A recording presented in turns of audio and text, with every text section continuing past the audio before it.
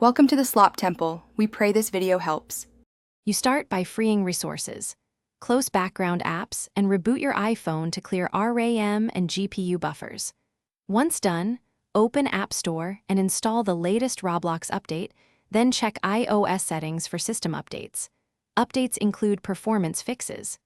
Make sure background app refresh is off for Roblox and low power mode is not limiting CPU bursts. These steps reduce stutters immediately and prepare your device for deeper optimization in the next phase.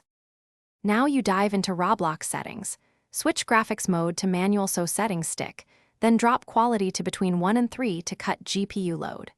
Turn off shadows, reduce render distance to the minimum that keeps gameplay usable, and disable anti-aliasing. These reduce draw calls and VRAM use.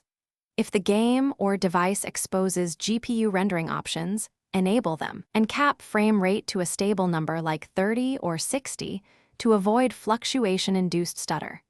These adjust. Finish by stabilizing your connection.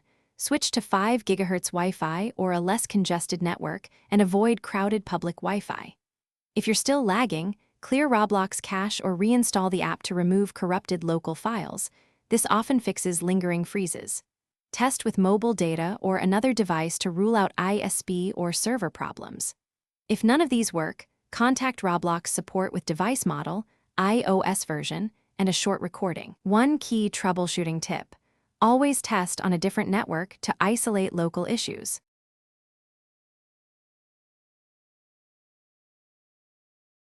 Thanks for watching.